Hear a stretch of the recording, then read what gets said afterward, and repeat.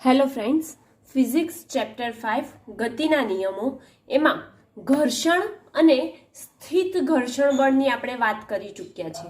હવે તેમાં જ ગતિક ઘર્ષણ એટલે શું, તો એકવાર હું તમને જે ઘર્ષણ એટલે શું આપણે જોયું હતું તો તેની ઘર્ષણની ખાલી વ્યાખ્યા બોલી દઉં એટલે કે તમને ધ્યાન આવી જશે. જ્યારે બે સંપર્કમાં રહેલી સપાટીઓ સાપેક્ષ ગતિ કરે ત્યારે જેના કારણે સાપેક્ષ ગતિ મંદ થાય તેને ઘર્ષણ કહે છે. અને સ્થિત ઘર્ષણ બળ પણ આપણે જોઈ ગયા હતા. તો સ્થિત ઘર્ષણ બળ એટલે શું, તો સ્થિત ઘર્ષણ બળ એટલે કે પદાર્થ ગતિ શરૂ કરવાની અણી પર હોય ત્યારે લાગતા બળને સ્થિત ઘર્ષણ બળ કહે છે.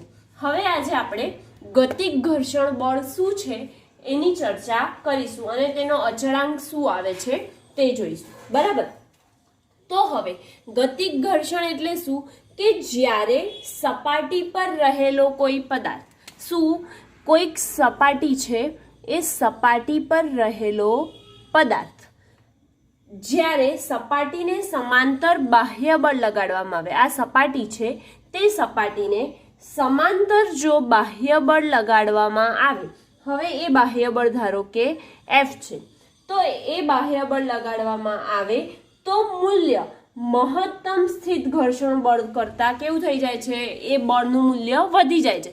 હવે બાહ્ય બળ કોઈ લગાડવામાં આવ્યું તો પહેલા સ્થિતમાં હતો, બરાબર, તો સ્થિતમાં હતો તો બાહ્ય બળ લગાડ્યું એટલે એમાં શું થયું, થોડુંક એનું મૂલ્ય વધી ગયું. મૂલ્ય વધી જવાના કારણે પદાર્થ પર લાગતા બાહ્ય બળની દિશામાં, પદાર્થ પર જે દિશામાં બાહ્ય બળ લાગે છે તે દિશામાં પદાર્થ ગતિ કરવાનું શરૂ કરે છે, પરંતુ ઘર્ષણ બળ છે તે સ્થિત ઘર્ષણ બળથી ઘટવા લાગે છે. એટલે કે જે ઘર્ષણ બળ લાગે છે તે સ્થિત ઘર્ષણ બળથી કેવું લાગે છે, ઘટવા લાગે છે. આમ આપણે આકૃતિ પરથી જોયું. શું કીધું, ફરીથી એકવાર જોઈએ કે જ્યારે સપાટી પર કોઈ બાહ્ય બળ લગાડવામાં આવે તો તે સમાંતર સપાટીને મહત્તમ સ્થિત ઘર્ષણ બળ કેવું થઈ જાય છે, ઓછું થઈ જાય. બાહ્ય બળ લગાડીએ, હવે કોઈ વસ્તુને આપણે ધક્કો મારીશું તો એ ધક્કો મારીએ તો એ બાહ્ય બળ લગાડ્યું એવું કહેવાય. તો એ બાહ્ય બળના કારણે એ વસ્તુ છે શેમાં આવશે, ગતિમાં આવશે. તો એ ગતિમાં આવે માટે સ્થિત ઘર્ષણ બળ એટલે કે જે સ્થિર હતું તેની જગ્યાએ તે ગતિમાં આવે છે, એટલે કે સ્થિત ઘર્ષણ બળ કેવું થાય છે, ઘટી જાય છે. તેના કારણે બાહ્ય બળની દિશામાં પદાર્થ ગતિ કરે છે અને આ જે ઘર્ષણ બળ લાગે છે ગતિક ઘર્ષણ બળ, તે પદાર્થ જે દિશામાં જાય છે તેનાથી વિરુદ્ધ દિશામાં તેનું ગતિક ઘર્ષણ બળ લાગે છે. બરાબર, હવે આપણે તે લખીએ અને ગતિક ઘર્ષણ બળને શેનાથી દર્શાવ્યું છે, Fk થી. તો સૌથી પહેલા જે હમણાં હું બોલી તે લખીએ. જ્યારે સપાટી પર સમાંતર બાહ્ય બળ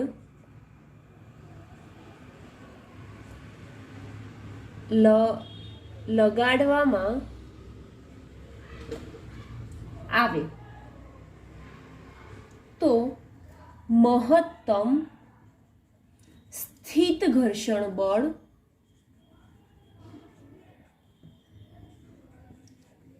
કરતા આ બળ જે બાહ્ય બળ લગાડ્યું તે આ બળ વધી જાય છે. હવે આ બળ વધી જાય એટલે કે આ જે ધક્કો માર્યો એ બાહ્ય બળ વધી ગયું માટે પદાર્થ બાહ્ય બળની દિશામાં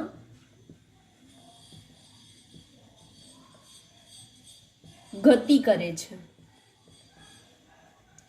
અને ઘર્ષણ બળ મહત્તમ સ્થિત ઘર્ષણ બળ કરતા, શું ઘર્ષણ બળ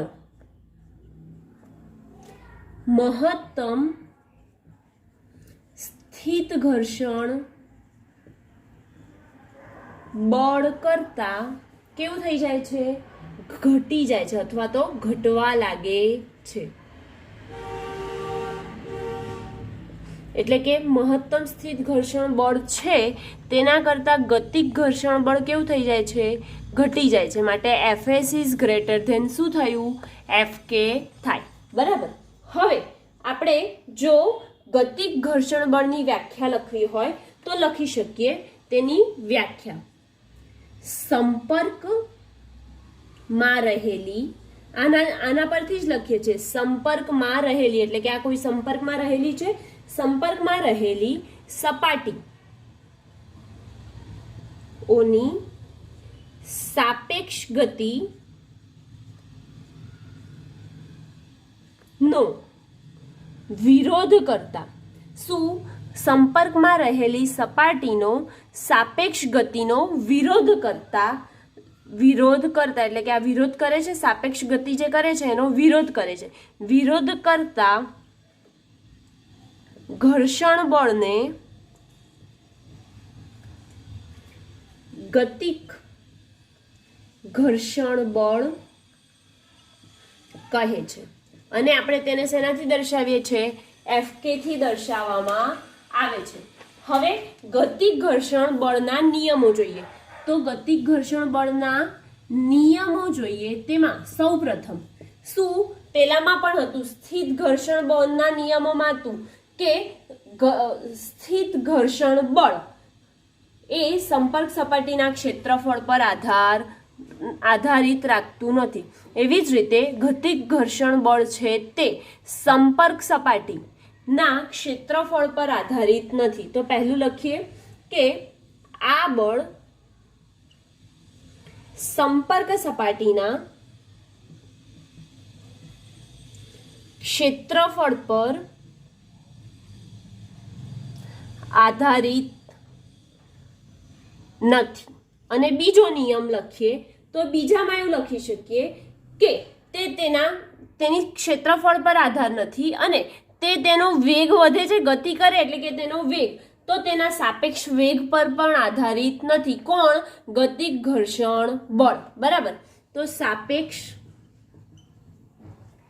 વેગ પર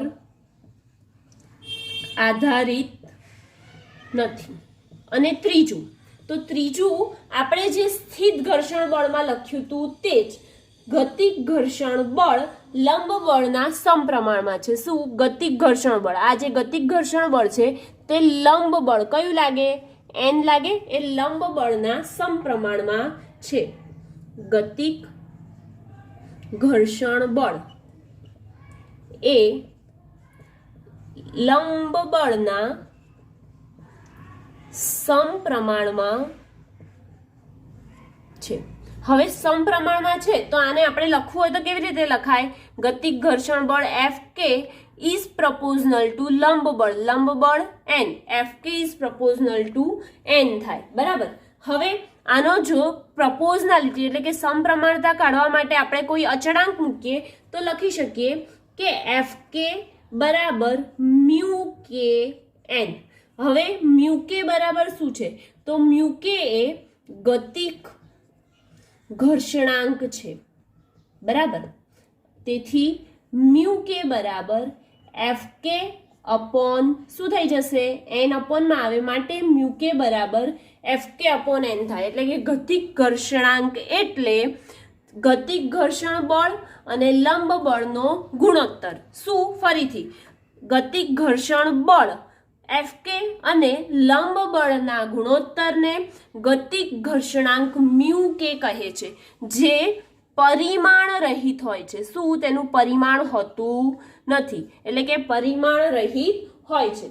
આપણે આ જોયું હતું કે Fs જે સ્થિત ઘર્ષણ બળ છે તે કેવું હોય છે? મોટું. કોના કરતા?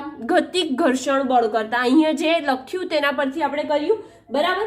તો જ્યારે Fs is greater than Fk હોય તો આ બંને એકબીજાને કેવા છે? સમપ્રમાણ જેવું છે. તો આપણે લખી શકીએ કે મ્યુએસ એટલે કે સ્થિત ઘર્ષણાંક is greater than મ્યુકે. બરાબર. હવે મ્યુએસ is greater than મ્યુકે લખીએ તો જ્યારે પદાર્થ એકવાર સાપેક્ષ ગતિ કરતો હોય ત્યારે. શું? જ્યારે પદાર્થ એકવાર સાપેક્ષ ગતિ કરતો હોય તો આપણે ન્યૂટનની ગતિના બીજા નિયમ મુજબ શું લખી શકીએ? F બરાબર ma. હવે F બરાબર ma જે ઓરિજિનલ બળ છે, તેથી a બરાબર આ જે F છે તે, અને એનામાંથી કેટલું બળ માઇનસ કરીશું? જે ગતિક ઘર્ષણ બળ લાગે છે તે. માટે a બરાબર F માઇનસ FK અપોન આ m છેદમાં જશે, માટે m ને છેદમાં લીધો. માટે a બરાબર એટલે કે સાપેક્ષ ગતિ કરે, એકવાર પદાર્થ સાપેક્ષ ગતિ શરૂ કરે ત્યારે પ્રવેગ F minus FK upon m જેટલો મળે છે. અને જો તે અચળ વેગથી ગતિ કરતો હોય, આ જ વખતે અચળ વેગથી ગતિ કરે તો ડાયરેક્ટ આ જે તેનો આ F છે એટલે કે જે લગાવવામાં આવે છે તે બળ નીકળી જાય, તે વખતે તેનો પ્રવેગ a બરાબર માઇનસ FK અપોન m જેટલો મળે છે. બરાબર. અચળ વેગથી ગતિ કરે ત્યારે F બરાબર શું થાય? FK થાય. અચળ વેગથી ગતિ કરે એટલે કે આ બંને બળો કેવા થઈ જાય? સમાન થઈ જાય. માટે લગાડેલું બળ જે છે એ દૂર કરતા પ્રવેગ, આ જે લગાડ્યું હતું આપણે બાહ્ય બળ, તે દૂર કરવામાં આવે એટલે કે તેને કાઢી નાખવામાં આવે તો શું બચે? માઇનસ FK અપોન m મળે છે. બરાબર. એટલે કે જ્યારે પ્રવેગ શું મળે? માઇનસ FK અપોન m મળે, અને અમુક અંતર કાપીને તે અટકી જાય, માટે μs is greater than μk. આપણે આ સૂત્ર મેળવી દીધું. બરાબર. એટલે કે અહીંયા જે ઘર્ષણ હતું તેમાં ગતિક ઘર્ષણ બળ અહીંયા કમ્પ્લીટ થાય છે. હવે નેક્સ્ટ આપણે જે જોઈશું તે છે રોલિંગ ઘર્ષણ. રોલિંગ ઘર્ષણ એટલે કે રોલિંગ ઘર્ષણ બળ વિશે ચર્ચા કરીએ. રોલિંગ ઘર્ષણ. રોલિંગ ઘર્ષણ એટલે શું? તો પદાર્થ જ્યારે સરક્યા સિવાય તે લાગતા ઘર્ષણ બળને રોલિંગ ઘર્ષણ બળ કહે છે. જ્યારે પદાર્થ સરક્યા સિવાય ગબડતો હોય ત્યારે લાગતા ઘર્ષણ બળને રોલિંગ ઘર્ષણ બળ કહે છે. તો આપણે તેની વ્યાખ્યા લખીએ. શું? પદાર્થ સરક્યા સિવાય ગબડતો હોય ત્યારે લાગતા ઘર્ષણ બળને રોલિંગ ઘર્ષણ બળ કહે છે. ઓકે. હવે આ રોલિંગ ઘર્ષણ બળ છે તેને આપણે FR થી દર્શાવવામાં આવે છે. શેનાથી? FR થી દર્શાવવામાં આવે છે. હવે રોલિંગ ઘર્ષણ છે તેના નિયમો જોઈએ. કોના? રોલિંગ ઘર્ષણ બળ છે તેના નિયમો.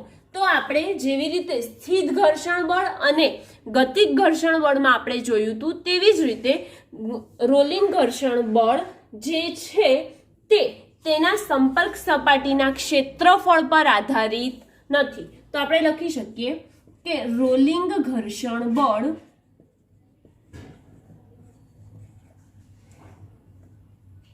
નું મૂલ્ય સંપર્ક સપાટીના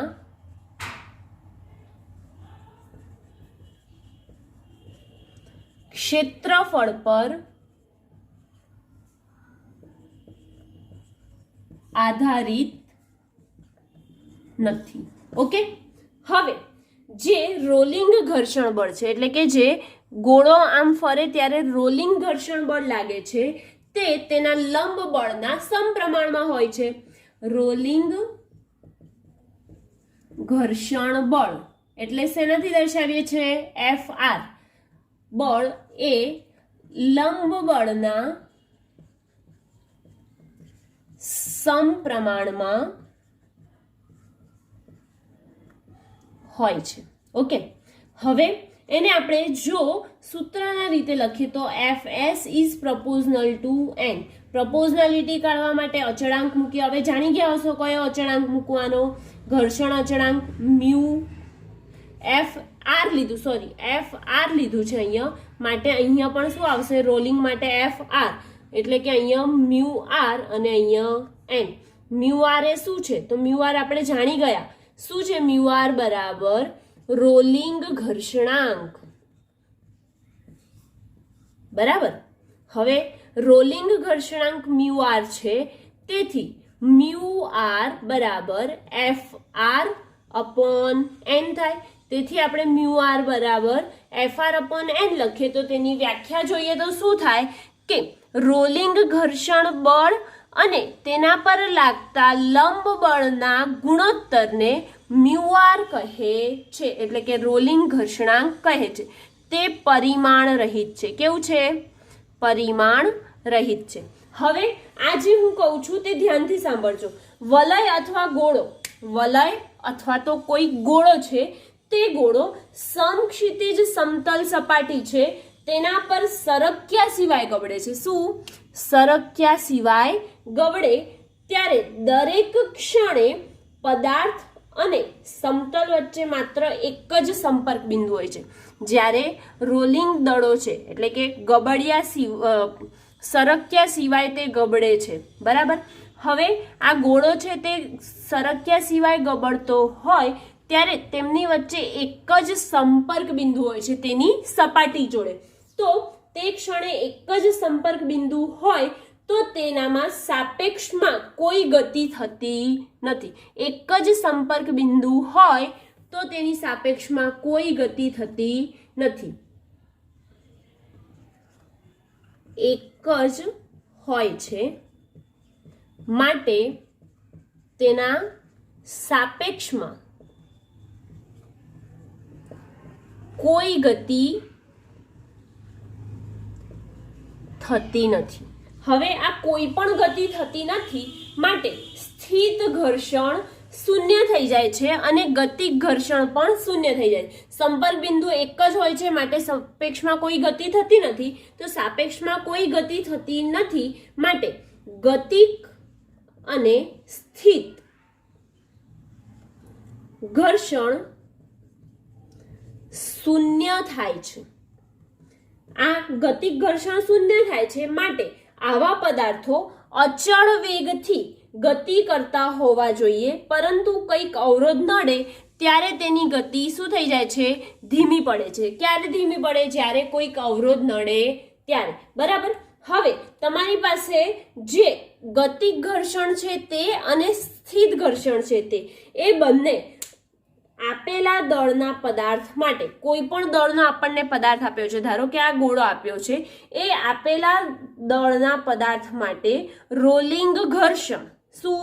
રોલિંગ ઘર્ષણ જે છે તે સ્થિત અને ગતિક ઘર્ષણથી 100 કે 1000માં ભાગનું હોય છે. તો શું લખીશું? આપેલ દળના પદાર્થ માટે રોલિંગ ઘર્ષણ સ્થિત અને ગતિક ઘર્ષણ બળ કરતા 100 કે 1000માં ભાગનું હોય છે. બરાબર. હવે 1000માં ભાગનું હોય છે એટલે કે શું થયું? તે રોલિંગ ઘર્ષણ આ બંને બળ કરતા કેવું હોય છે? નાનું હોય છે. હવે નાનું હોય છે તો આપણે તેની કન્ડિશન શું લખી શકીએ? અહીંયા જગ્યા નથી માટે હું અહીંયા લખી કાઢું છું કે જો તેની કન્ડિશન લખીએ તો શું થાય? મ્યુ એસ એટલે કે સ્થિત ઘર્ષણાંક ઇઝ ગ્રેટર ધેન મ્યુ ગતિક ઘર્ષણાંક કે ગ્રેટર ધેન મ્યુ આર. આ સ્વરૂપે દર્શાવી શકીએ. હવે રોલિંગ ઘર્ષણ એ આમનાથી 100 કે 1000માં ભાગનું હોય તો તેના ઘર્ષણાંકને આ સ્વરૂપે દર્શાવી શકીએ. એટલે કે સૌથી ઓછું કયું ઘર્ષણ કહેવાય? તો રોલિંગ ઘર્ષણ બળ કહેવાય. બરાબર. એટલે કે જે રોલિંગ ઘર્ષણ બળ હતું તે અહીંયા કમ્પ્લીટ થાય છે. ઘર્ષણ છે તેમાં ઘર્ષણના લાભ અને ગેરલાભની ચર્ચા કરીએ. તો સૌથી પહેલા ઘર્ષણ બળ લાગવાથી આપણે જે 3 બળો, ઘર્ષણ બળમાં જે 3 બળો લાગતા હતા તે 3 બળોની ચર્ચા કરી. બરાબર. હવે એ ઘર્ષણ બળ જે લાગે છે તેનાથી શું લાભ થાય છે અને શું તેનો ગેરફાયદો અથવા તો ગેરલાભ છે તે જોઈએ. તો સૌથી પહેલા જે ઘર્ષણની હાજરીમાં ચાલી શકે છે, જો ઘર્ષણ ના હોત તો આપણે શું થતા, લપસી જતા. એટલે કે લખી શકીએ કે ઘર્ષણની હાજરીમાં, આ લાભ લખીએ છીએ સૌથી પહેલા, તો ઘર્ષણની હાજરીમાં ચાલી શકીએ, દોડી શકીએ, અથવા તો આપણે ઊભા રહી શકીએ છીએ, અથવા કોઈ વસ્તુને આપણે કાર ચલાવી છે તો કાર ચલાવવામાં પણ ઘર્ષણ બળ મદદરૂપ છે. ઘર્ષણની હાજરીમાં ચાલી શકીએ છીએ, દોડી શકીએ છીએ, અથવા આપણે ચાલતા હોઈએ તો ચાલતા ચાલતા આપણે ઊભા રહી શકીએ છીએ.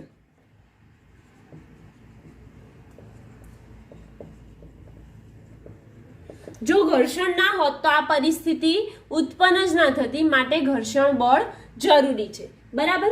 તેવી જ રીતે કારનું એક્ઝામ્પલ લખીએ તો ઘર્ષણના કારણે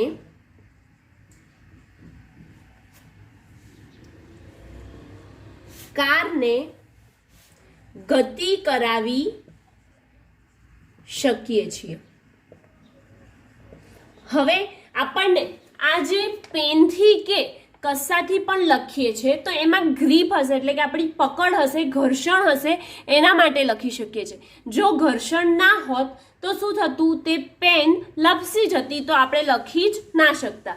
એના માટે ચાલી શકીએ, દોડી શકીએ, ચાલતા ચાલતા ઊભા રહી શકીએ છીએ, લખી શકીએ છીએ. આ બધી ક્રિયાઓ જે છે તે ઘર્ષણના કારણે કરી શકીએ છીએ. અને ઘર્ષણ એવી વસ્તુ છે કે કેટલીક વાર ઈચ્છનીય છે. ઈચ્છનીય એટલે કે કેટલીક વાર જરૂરી છે અને કેટલીક વાર જરૂરી નથી પણ. બરાબર. જરૂરી નથી તો પણ ઘર્ષણ લાગે છે અને એ અનિચ્છનીય છે. બરાબર. તો હવે સૌથી આ જે ચાલી શકીએ, દોડી શકીએ, ચાલતા ચાલતા ઊભા રહી શકીએ છીએ, લખી શકીએ છીએ, તેમજ આપણે કોઈ વસ્તુને પકડવી છે તો એ વસ્તુને પકડી પણ શકીએ છીએ.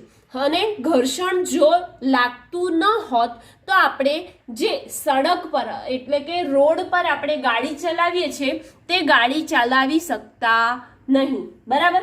અને જો અત્યંત લીસી સપાટી હોય તો એ લીસી સપાટી બની જાય તો આપણે કાર ચલાવવું અશક્ય બને છે. અને ટાયર અને સડક વચ્ચે જે ઘર્ષણ બળ લાગે છે તે કારને પ્રવેગ આપવામાં બાહ્ય બળ પૂરું પાડે છે. આ મેન આપણે લખી લઈએ કે ટાયર અને સડક વચ્ચેનું ઘર્ષણ કારને પ્રવેગ આપવા માટે જરૂરી બાહ્ય બળ પૂરું પાડે છે. ઓકે. હવે આપણે તેના ગેરલાભ જોઈએ. તો સૌથી પહેલા ગેરલાભ શું છે, તો જે પદાર્થ છે તે તેની સાપેક્ષ ગતિનો વિરોધ કરે છે. હવે પદાર્થ સળંગ સતત ગતિ કરી રહ્યો છે. બરાબર. તો એની સાપેક્ષ ગતિનો વિરોધ કરે છે. કોણ? ઘર્ષણ બળ. તો આપણે લખી શકીએ કે સાપેક્ષ ગતિનો વિરોધ કરે છે. અને આ વિરોધ કરે છે માટે ઘર્ષણના કારણે ઉષ્મા સ્વરૂપે વ્યય થાય છે. ઘર્ષણના કારણે ઊર્જાનો ઉષ્મા સ્વરૂપે વ્યય થાય છે. ઓકે. હવે ઘર્ષણના કારણે યંત્રોના જુદા જુદા ભાગ ઘસાઈ જાય છે. તો યંત્રોના જુદા જુદા ભાગ ઘસાય છે. હવે આ ઘસાય છે એના માટે એક પ્રકારનું શું થયું? નુકસાન થયું. એટલે કે આર્થિક રીતે આપણે નુકસાન ભોગવવું પડે છે. કોના કારણે? ઘર્ષણના કારણે. તેવી જ રીતે ઘર્ષણના કારણે બૂટ, ચપ્પલ, વાહનના ટાયર, કપડાં વગેરેને પણ આર્થિક નુકસાન થાય છે. તો એ લખી શકીએ બૂટ, કપડાં, વાહનોના ટાયર ને ઘર્ષણના લીધે નુકસાન નુકસાન થાય છે. ઓકે, હવે આ જે ઘર્ષણ છે તો એ ઘર્ષણ ઘટાડવાના કોઈક ઉપાયો તો હશે ને. તો ઘર્ષણ ઘટાડવાના ઉપાયો શું છે તો આપણે જોઈએ કે સૌથી પહેલા ઘર્ષણ ઘટાડવું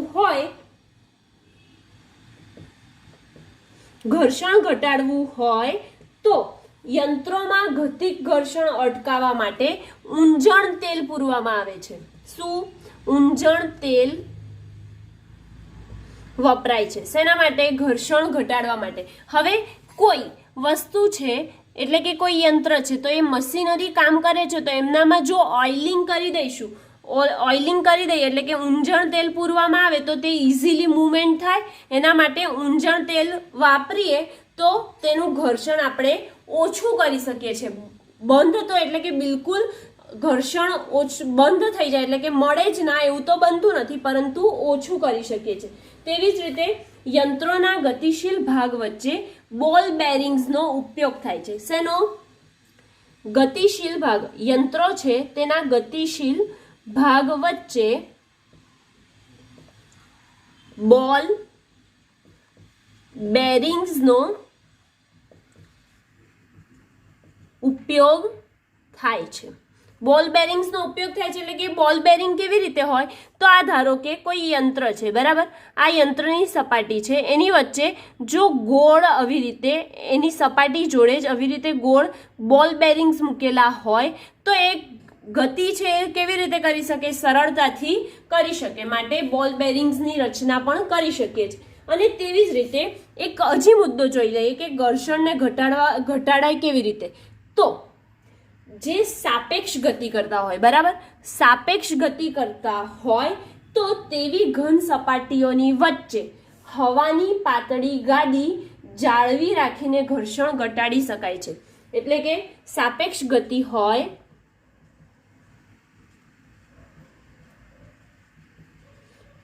ત્યારે ઘન સપાટી વચ્ચે